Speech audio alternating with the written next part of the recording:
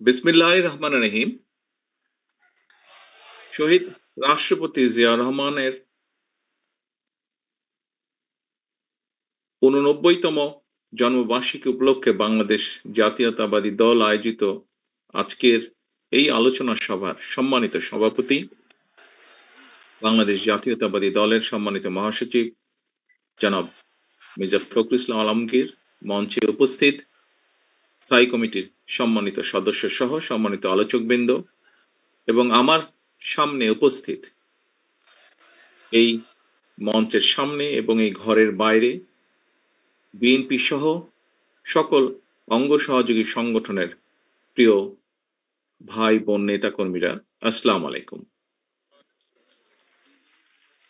আমি আসলে বক্তব্য রাখার জন্য প্রস্তুত ছিলাম না, কারণ আমার যতটুকু মনে আছে গতকাল যখন অনুষ্ঠানটা নিয়ে আমরা আলোচনা করেছি, বক্তব্যের কারা বক্তব্য রাখবেন, আলোচনা করবেন, সেখানে মোটামুটিভাবে একটি সিদ্ধান্ত ছিল যে আমি নেতৃবৃন্দ যারা আছেন, শহীদ জিয়া, দেশনেত্রী খালেদা জিয়ার সাথে যারা কাজ করেছেন, কাছে থেকে দেখেছেন, ওনারা ওনাদের মূল্যবান পরামর্শ বা বক্তব্য রাখবেন। আহ, কিছুক্ষণ আগে আমাকে জানানো হলো যে আমাকে দুটি কথা বলতে হবে। আমি মানসিকভাবে ঠিক প্রস্তুত ছিলাম না। আহ,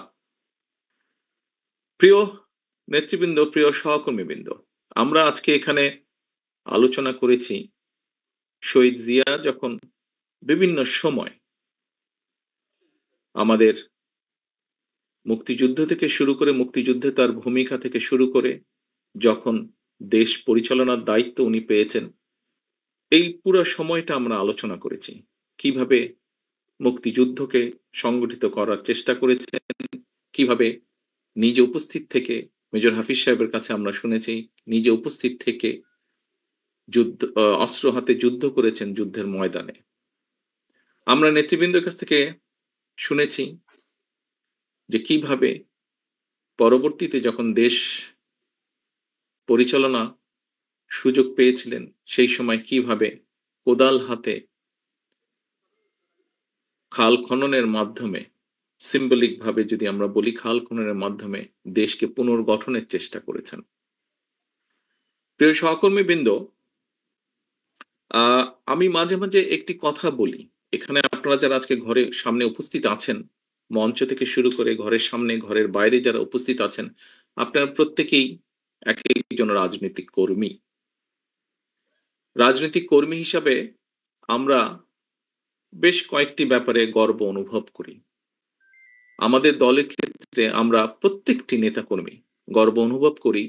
যখন আমরা আজকে আলোচনা করছিলাম, আলোচকবৃন্দ যখন বলছিলেন শহীদ রাষ্ট্রপতি জিয়া রহমান যখন দেশ পরিচালনা করেছেন, কি কি ক্ষেত্রে দেশ জাতি সফলতা অর্জন করেছিল ওনার নেতৃত্বে, এই কথাগুলো যখন আমরা বলি, বিএনপির একজন কর্মী হিসেবে আমরা প্রত্যেকটি কর্মী গর্ব অনুভব করি।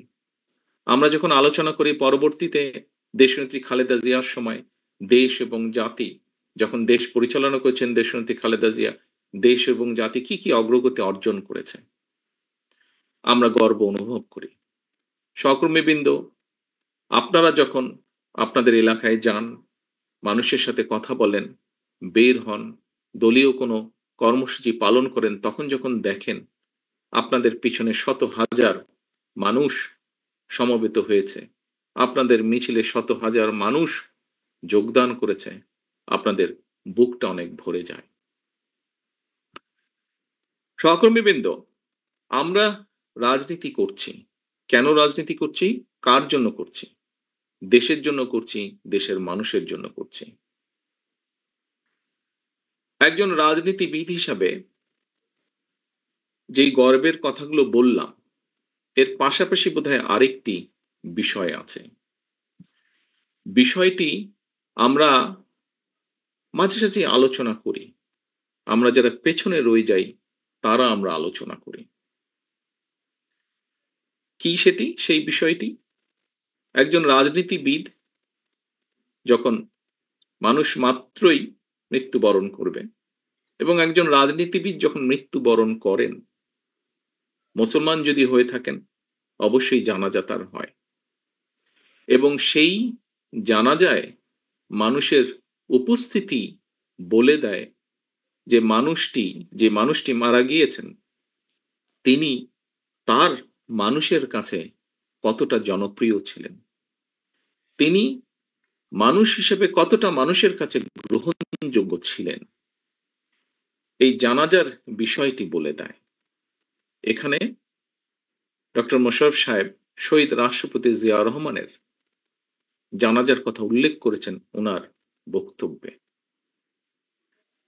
আমরা সমসাময়িক ইতিহাস ওনার জানাজা থেকে শুরু করে আজ পর্যন্ত যদি দেখি, খুব সম্ভবত পৃথিবীর কোনো রাজনৈতিক নেতার চলে যাবার পরে জানাজার ক্ষেত্রে এইরকম দৃশ্য আমরা দেখিনি। এত জনসমাগম আমরা দেখিনি।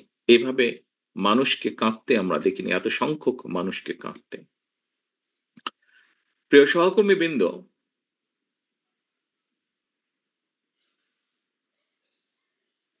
আমার মনে হয় যে আমাদের প্রত্যেকে মানুষ, এখানে যারা আজকে আমরা উপস্থিত আছি, প্রত্যেকে আমাদেরকে একদিন চলে যেতে হবে। স্বাভাবিকভাবেই মৃত্যুর পরে জানাজা, মুসলমান হলে জানাজা, অন্য ধর্ম হলে সেই ধর্ম অনুযায়ী যেই অনুষ্ঠানটি হয় সেই অনুষ্ঠানটি হবে।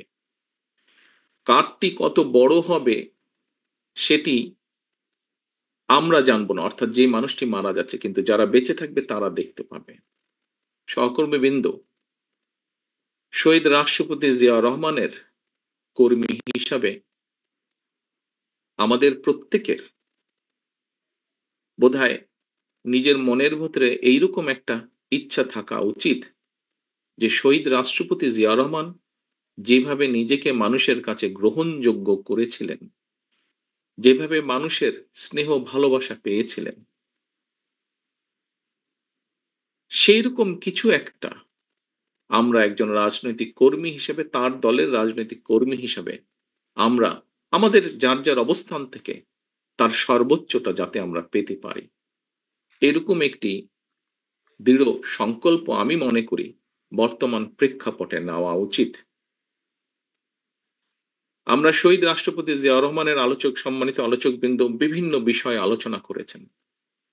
সকল কিছু যদি আমরা পর্যালোচনা করি, তাহলে আমি মনে করি একজন রাজনৈতিক কর্মী হিসাবে, ওনার সন্তান হিসাবে এবং ওনার দলের একজন রাজনৈতিক কর্মী হিসাবে আমার ক্ষেত্রে আমি সেই রকমই চাই।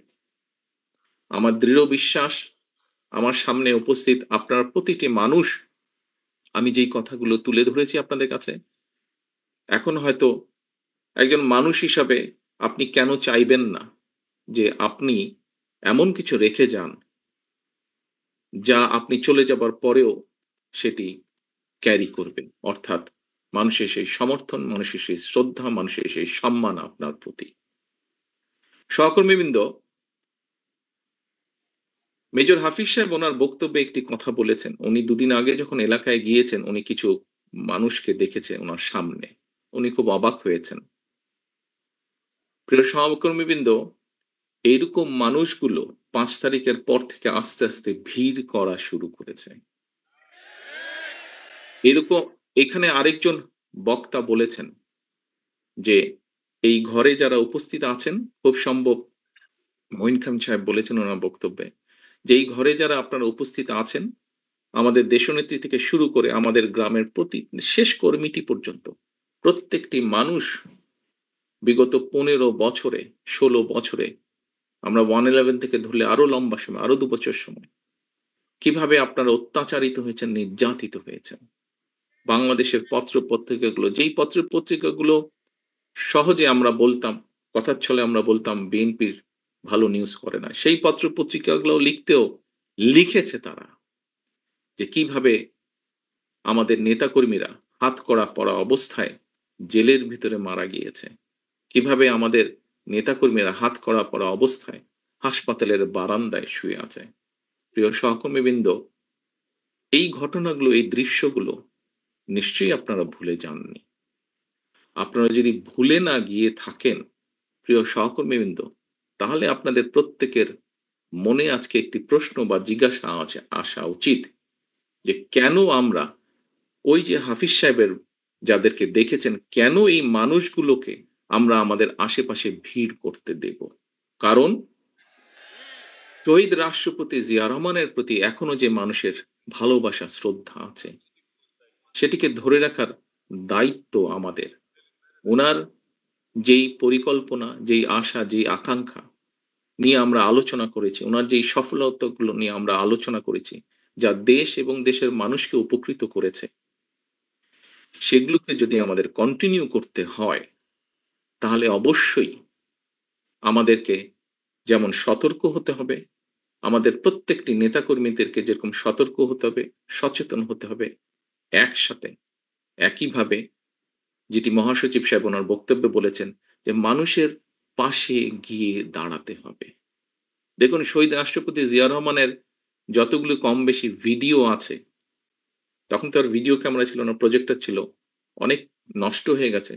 বিশেষ করে আমরা যেটা জানি, বিগত সরকারের সময় অনেক এরকম ডকুমেন্ট যেগুলো সরকারি জিম্মায় ছিল নষ্ট করে ফেলা হয়েছে। তারপরেও যতটুকু আমরা দেখি এখন, দেখবেন প্রত্যেকটি ভিডিওতে, মানে ১০০টি যদি থাকে, তার মধ্যে শতকরা ৮০টি ভিডিও, ৭০ থেকে ৮০টি ভিডিওতে দেখবেন উনি কিন্তু গণমানুষের কাছে, হয় গ্রামের মেঠো পথ দিয়ে হেঁটে যাচ্ছেন, অথবা খাল কাটছেন, অথবা গ্রামের কোনো একটি গৃহস্থের সাথে, কৃষকের সাথে কথা বলছেন। অর্থাৎ মানুষের মধ্যেখানে আছেন, অথবা স্কুলের শিশুদের সাথে কথা বলছেন, অথবা শিক্ষকদের সাথে। অর্থাৎ সোজা কথা, উনি মানুষের কাছে আছেন। তো আমরা তো উনারই নেতাকর্মী, আমরা তো উনারই ফলোয়ার। তাহলে কেন আমরা এই কাজটি করতে পারবো না? প্রিয় সহকর্মীবৃন্দ, রাজনৈতিক দল হিসাবে, একটি গণতান্ত্রিক রাজনৈতিক দল হিসাবে আমরা তো এক্সপেক্ট করবই, এবং শুধু এটা আমাদের এক্সপেকটেশন বা আশা না, এই অধিকারটিকে বঞ্চিত করা হয়েছিল গত ১ যুগেরও বেশি সময় ধরে, এবং এই অধিকারকে প্রতিষ্ঠিত করার পক্ষে বাংলাদেশের প্রত্যেকটি মানুষ সচেতন, প্রত্যেকটি গণতান্ত্রিক মানুষ। কি সেটি? সেটি ভোটের অধিকার, ভোটকে প্রতিষ্ঠিত করা। আমি বিগত ১ যুগেরও বেশি সময় ধরে বাধ্য হয়ে প্রবাসে থাকতে হচ্ছে আমাকে। আমি এমন একটি দেশে আছি যেখানে গত ৪০০ বছর ধরে গণতন্ত্র প্র্যাকটিস হচ্ছে। আমরা গণতান্ত্রিক দেশ, উন্নত দেশ, মানুষের গণতান্ত্রিক অধিকারের দেশ বললে প্রথমেই ব্রিটেনের কথা চোখের সামনে ভেসে ওঠে। প্রিয় সহকর্মীবৃন্দ, এই দেশে যেকোনো সরকারি ব্যবস্থা, যেকোনো রাষ্ট্রীয় ব্যবস্থা, যেকোনো ব্যবস্থা কেন মানুষের পক্ষে? তার একটি মূল কারণ হচ্ছে এই দেশের মানুষের ভোটের অধিকার প্রতিষ্ঠিত রেখেছে তারা। যেকোনোভাবেই হোক সেটিকে প্রতিষ্ঠিত রেখেছে। অর্থাৎ মানুষকে কথা বলতে দিতে হবে, মানুষকে তার ভোট দিতে হবে। এর বাইরে কোনো কথা নাই। এবং তার জন্য একটি জবাবদিহিতা তৈরি হয়েছে, আস্তে, আস্তে জবাবদিহিতা তৈরি হয়েছে। সেই জবাবদিহিতা প্রত্যেকটি ক্ষেত্রে, রাষ্ট্র এবং সরকারের প্রতিটি ক্ষেত্রে এই জবাবদিহিতা তৈরি করতে পেরেছে তারা, এবং সেজন্যই এখানে মানুষ নিরাপদ থাকে। এখানে মানুষ রাষ্ট্রকে, সরকারকে ভয় পায় না, বরং সরকার মানুষকে ভয় পায়। এবং সেই জন্য সরকার প্রতিনিয়ত সচেতন থাকে কিভাবে দেশের মানুষকে ভালো রাখা সম্ভব হয়। কাজেই আমরা মনে করি, আমি দৃঢ়ভাবে বিশ্বাস করি, যে কোনো মূল্যে, গতকাল জিয়া রহমান ফাউন্ডেশনের অনুষ্ঠানে একজন একজন তরুণের প্রশ্নের জবাবে আমি একটি উত্তর দিয়েছিলাম। প্রশ্নটি করেছিল আরেকজনকে, বাট উনি বলার পরে আমি অ্যাড করেছিলাম আমার মনের কথাটি। সেটি হচ্ছে, বাংলাদেশে আমরা অনেকগুলো রাজনৈতিক দল আছি। বিভিন্ন রাজনৈতিক দলের বিভিন্ন মতবাদ আছে, বিভিন্ন আদর্শ আছে। থাকতে পারে, থাকাটাই স্বাভাবিক, থাকাটাও উচিত। তবে একটি ব্যাপারে আমাদের সকলকে একটা জায়গায় মনে হয় আসা উচিত। অর্থাৎ যে কোনো মূল্যে আমি আমার আদর্শের কথা বলবো, আরেকজন আরেকজনের আদর্শের কথা বলবে। আমি সুযোগ পেলে আমার আদর্শ বাস্তবায়ন করব, জনগণ যদি আমাকে সুযোগ দেয়। অন্য কেউ সুযোগ পেলে, তাকে যদি জনগণ সুযোগ দেয়, সে তার আদর্শ বাস্তবায়ন করবে, যা তার জনগণের সামনে উপস্থাপন করবে। বাট একটি ক্ষেত্রে যে কোনো মূল্যে এক জায়গায় আমাদেরকে থাকতে হবে, সেটি হচ্ছে নির্দিষ্ট সময় পরে পরে দেশের নিয়ম আইন কানুনের সংবিধান যে সময়টি বেঁধে দিবে সেই সময় পরে পরে অবশ্যই রাষ্ট্রের বা সরকারের প্রতিটি পর্যায়ে যেখানে নির্ধারিত হবে সেখানে ভোট হতে হবে, সেটি জাতীয় সংসদ হোক, সেটি পৌরসভা হোক, ইউনিয়ন পরিষদ হোক, যেটিই হোক না কেন। অর্থাৎ জবাবদিহিতা, ভোটই একমাত্র, ভোটের অধিকার একমাত্র জবাবদিহিতা তৈরি করতে পারে। জবাবদিহিতা যদি রাষ্ট্রে, সমাজে, সকল জায়গায় যদি আমরা জবাবদিহিতা তৈরি করতে পারি, তাহলেই ধীরে ধীরে আমরা এগোতে সক্ষম হব। ধীরে ধীরে সরকার যদি জনগণকে জবাবদিহিতা করতে বাধ্য থাকে প্রতি কাজের জন্য, তাহলেই একমাত্র আস্তে আস্তে জনগণের দুঃখ দুর্দশা লাঘব করা সম্ভব হবে। জনগণের কথা, জনগণের ইচ্ছা, জনগণের আকাঙ্ক্ষা প্রতিফলিত হবে সরকারের কাজের মাধ্যমে। প্রিয় সহকর্মীবৃন্দ, আমি একটি কথা বলতে চাই আমার বক্তব্যের মধ্যে।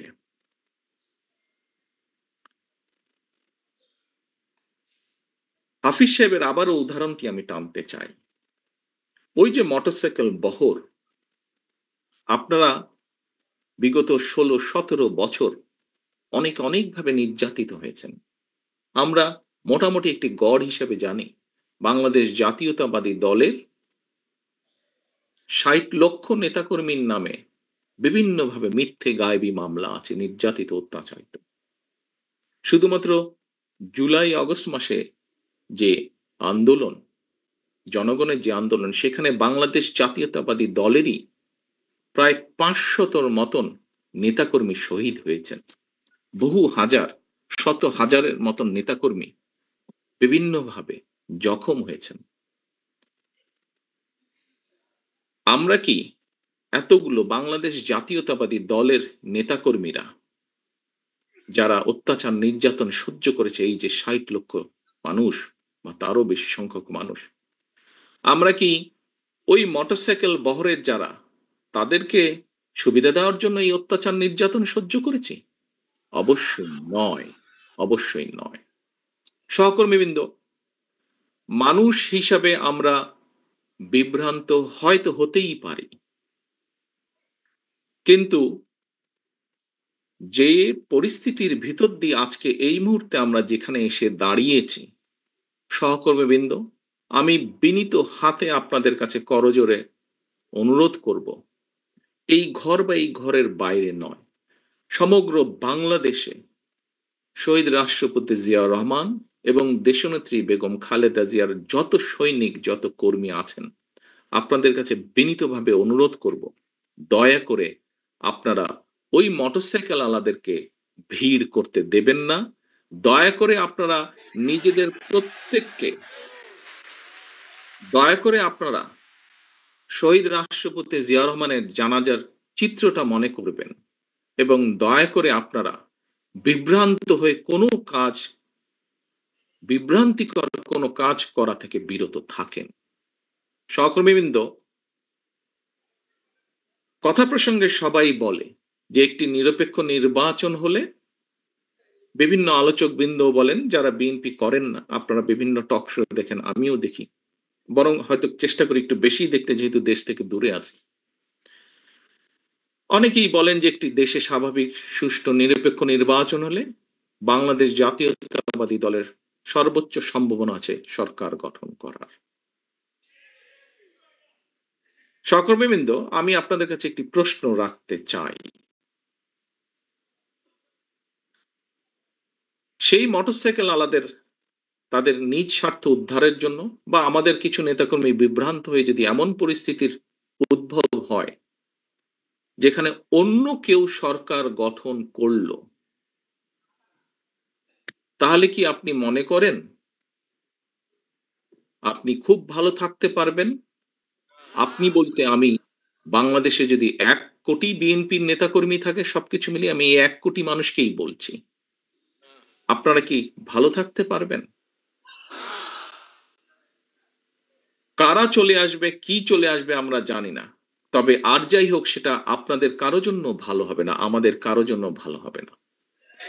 প্রিয় সহকর্মীবৃন্দ, কোনো কারণে যদি অন্য কেউ সরকার গঠন করে, একজন রাজনৈতিক কর্মী হিসেবে আপনার এতটুকু চিন্তা, এতটুকু সেন্স থাকতে হবে। অন্য কেউ যদি সরকার গঠন করে, বাংলাদেশের রাজনৈতিক প্রেক্ষাপটেই হোক, আন্তর্জাতিক রাজনৈতিক প্রেক্ষাপটের ক্ষেত্রেই হোক, সেটা কি দেশ এবং জাতির জন্য খুব ভালো হবে? আমি দৃঢ়ভাবে বিশ্বাস করতে চাই যে আপনারা পরবর্তী যে সেকেন্ড নাটা বললেন, আপনারা বুঝে শুনেই নাটা বলেছেন।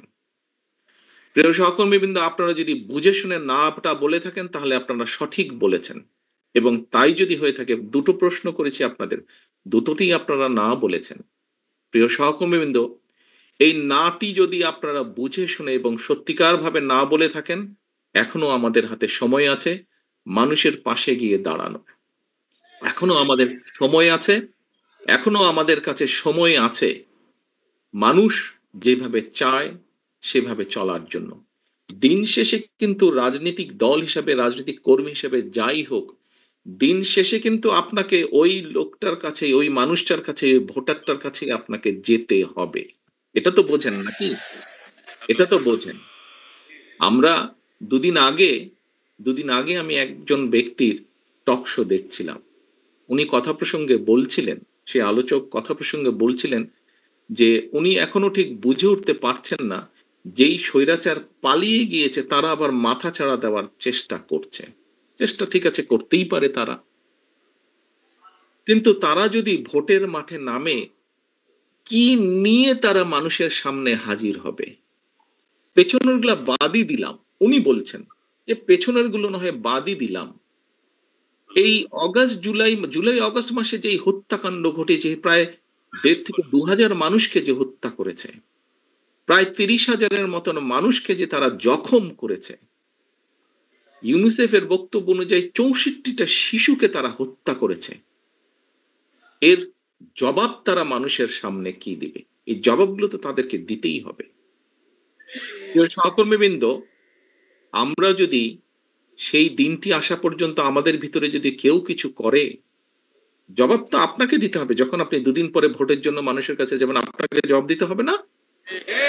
সে বলে, সে যদি বলে যে এই মিয়া, তোমার ওই লোক এসে আমার সাথে এই ব্যবহার করেছে বা আমার প্রতি এই অন্যায় অবিচার করেছে, তোমার দলের লোক এসে, আপনি কি জবাব, আপনি কি যদি তখন যদি শুধু জবাব দেন, ভাই ওকে তো চিনি না, ও দলের কেউ না, তাতে কি হয়ে যাবে? তাতে তো হবে না। প্রিয় সহকর্মীবৃন্দ, আমাদের সামনে উদাহরণ আছে, একদম কটকটা একদম পরিষ্কার উদাহরণ আছে। জনগণ যখন ক্ষিপ্ত হয়, জনগণ কিভাবে স্বৈরাচারকে খেদিয়ে দেশ থেকে পালিয়ে যেতে বাধ্য করে। সহকর্মীবৃন্দ, মাত্র কদিন আগে, এখনো চোখের সামনে জল করছে সেই উদাহরণ। জনগণ যদি ক্ষিপ্ত হয়, যতই মনে মনে তৃপ্তি বোধ করেন বিএনপি সবচেয়ে বড় দল, আমি জানি হয়তো আমার এই কথাটার কিছু কিছু রিয়াকশন হলেও হতে পারে, বিভিন্ন জন বিভিন্ন ভাবে টুইস্ট করতে পারেন। দলীয় প্রোগ্রাম বলছি, তারপরে এটা তো দলীয় থাকবে না, এখানে সাংবাদিক ভাইয়েরা আছেন, ইন্টারনেটে কানেক্টেড, এটা বেরিয়ে যাবে। বিষয়টি হচ্ছে যে জল করছে সেই উদাহরণ। কাজেই দিন শেষে কিন্তু সেই জনগণ, দিন শেষে সেই জনগণ, আমরা সকলে সেই জনগণের সমর্থন পাওয়ার চেষ্টা করছি। কাজেই সমর্থন যদি পেতেই হয়, কেন আমরা সত্যিকার ভালোভাবে সেই সমর্থন নেওয়ার চেষ্টা করব না? কেন আপনি কেন আপনি অন্যায়ের বিরুদ্ধে চোখ বন্ধ করে রাখবেন? প্রিয় সহকর্মীবৃন্দ, দিন শেষে সেই জনগণের কাছেই যেতে হবে। জনগণ যদি মুখটা ফিরিয়ে নেয়, আপনার আমার কিন্তু কোনো স্থান নেই। যত বড় যাই হই না কেন, আমরা নিজেরা নিজেরা যত বড় যাই মনে করি না কেন, জনগণ যদি মুখ ফিরিয়ে নেয়, এবং নাম বলবো না, কিছু কিছু রাজনৈতিক শক্তি, যেই হোক না, যত ছোট বড়ই হোক না কেন, তারা বিভিন্নভাবে আমাদের বিপক্ষে ওই মোটরসাইকেল আলাদের কিছু কাজ কামের কারণে তার সাথে আমাদের নেতাকর্মীদেরকে যুক্ত করে কিছু কিছু কথা বলার চেষ্টা করছে। আমাদেরকে সতর্ক সচেতন হতে হবে সহকর্মীবৃন্দ। বারে বারে আমি বলছি, আমি আজকে গত কয়েক মাস ধরে বলছি, সামনের নির্বাচন এত সহজ নয় আপনারা যত সহজ ভাবছেন। নিজের মনে যতই বড়াই করুন, আরে বিএনপির তো শাখা প্রশাখা একদম গ্রাম পর্যন্ত আছে, অন্যদের কি এত আছে? এত বড়াইয়ের কিছু নেই। থাকতে পারে আপনার শাখা প্রশাখা, প্রিয় সহকর্মীবৃন্দ, আমাদের নেতাকর্মীরা তৈরি করেছে সেই শাখা প্রশাখা, গ্রাম পর্যন্ত দলকে নিয়ে গেছে, ওয়ার্ডে ওয়ার্ডে দলকে নিয়ে গেছে, কিন্তু তারপরেও জনগণ ম্যাটার্স। জনগণ ম্যাটার্স। সেই জনগণই হচ্ছে আমাদের শক্তি, জনগণই হচ্ছে আমাদের সমর্থন, জনগণই হচ্ছে শক্তি। জনগণ সাথে না থাকলে জনগণ 5ই আগস্ট দেখিয়ে দিয়েছে। কাজে আমরা যদি ভুল করি, জনগণ আবার কোনো একটা কিছু দেখিয়ে দিবে, তখন কিন্তু পস্তাতে হবে, তখন কিন্তু হাপিত্তেশ করতে হবে। সহকর্মীবৃন্দ, এখনো সময় আছে। আসুন, আসুন, আসুন, আমরা জনগণের পাশে থাকি, জনগণের সাথে থাকি। যারা এমন কিছু করবে যা আপনাকে আমাকে ক্ষতিগ্রস্ত করবে, যা আমার দলকে ক্ষতিগ্রস্ত করবে, যা আমাদের দল ক্ষতিগ্রস্ত হবে, আমরা তার বিরুদ্ধে প্রতিবাদ গড়ে তুলব, তার বিরুদ্ধে প্রতিরোধ গড়ে তুলব।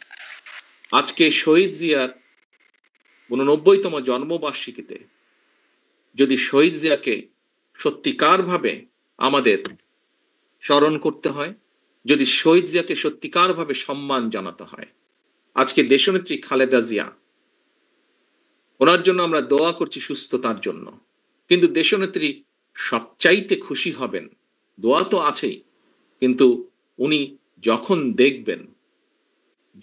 দেখবেন যে জনগণ সমর্থন দিয়েছে বিএনপির প্রতি, আমি তো মনে করি সবচাইতে বেশি খুশি উনি সেদিন হবেন।